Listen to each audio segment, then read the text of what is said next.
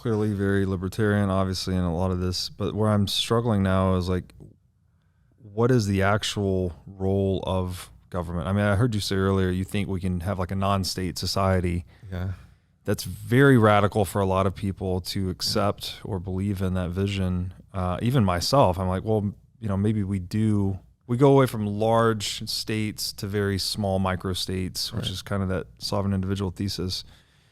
And the only role I see for government is the preservation of physical property rights, right? Like their local security.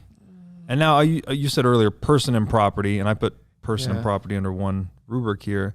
I had a guy here yesterday, we were talking about the Christian aspects of this, and he kept referring to Romans and how it describes the role of government, I think as the punisher of evildoers, something like that.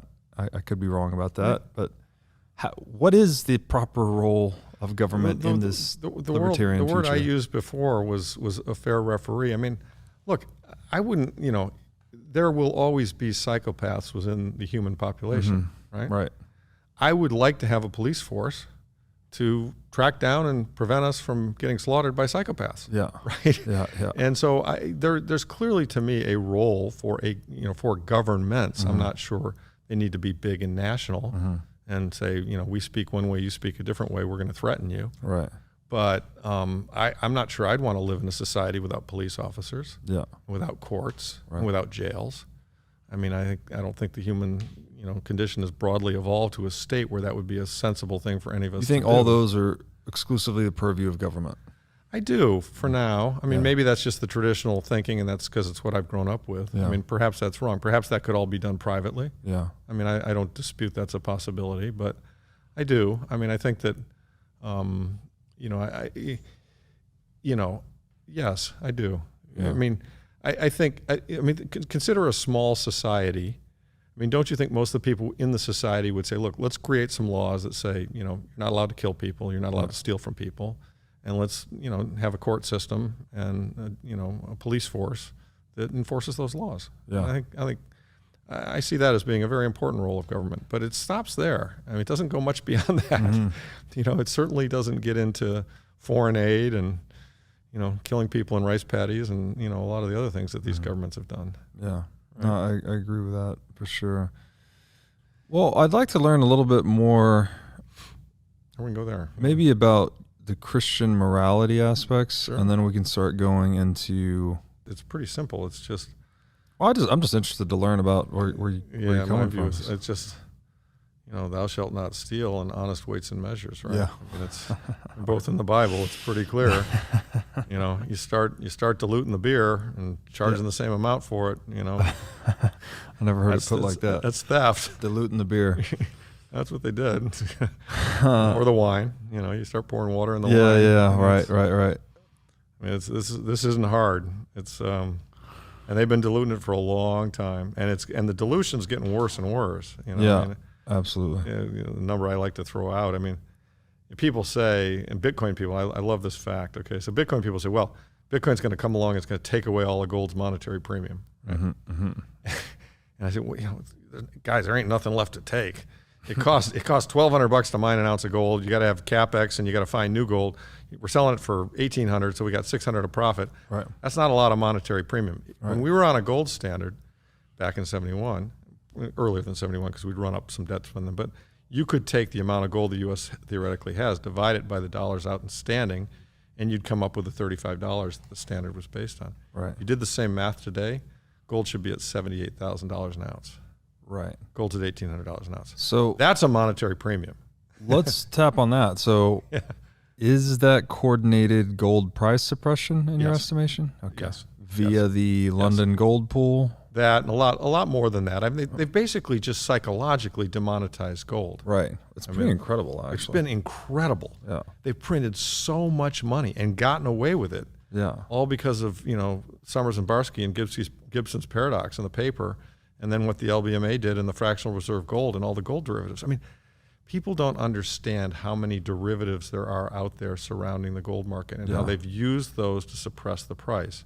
And actually, a lot of people also don't understand how that same thing could ultimately be done to Bitcoin. It has not been done yet Because if you go to Glassnode and you look at the amount of Bitcoin futures outstanding, it's trivial compared to the amount that trades. And so they haven't done it yet. But it doesn't mean it's not possible. Right. And so, in my view, part of the monetary reform we need is going to be to outlaw derivatives. And just broadly, because, futures were originally invented so that farmers, producers and users of commodities could hedge the risk of the price going up or down. Right. They've been massively abused, just massively abused to manipulate the prices. So it's funny you bring this up. My first guest today, Sullivan, was saying the same thing. Yeah. Like, we need to get rid of synthetics, as he calls them. Absolutely. But he's also a seriously libertarian guy. So my question to him is, like, how do you reconcile that with your libertarian principles? Do we need a ban on this, or is it just hard money would kind of resolve this over time? Yeah, that's a great question.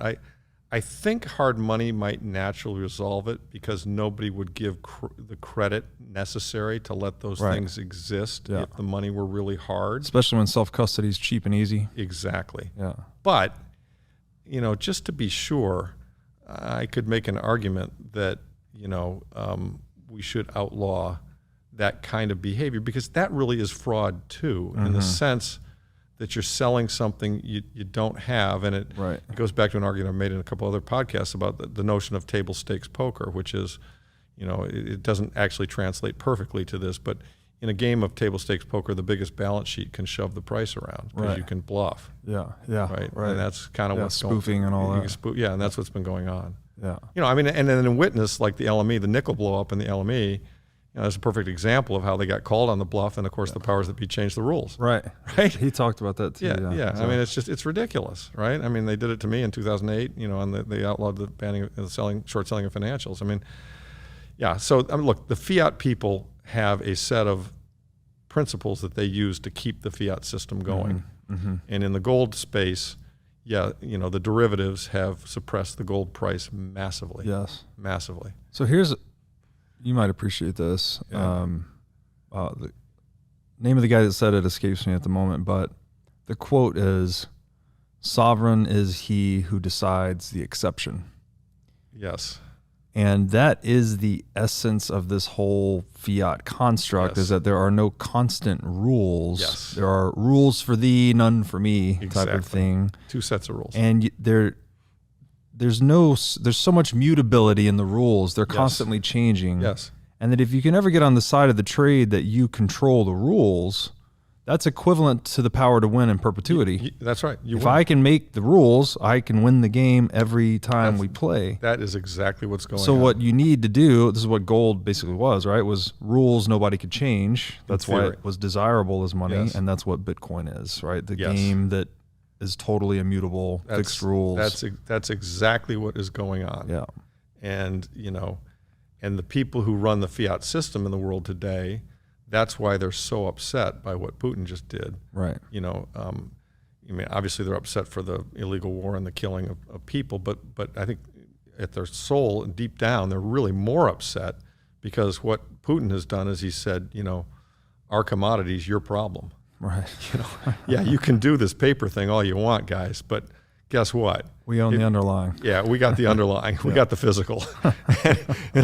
Unless you're willing to buy rubles or sell us gold, or send us gold, you ain't getting the gas, Germany. You're going to freeze. Yeah. Right. Wow. And it's an amazing.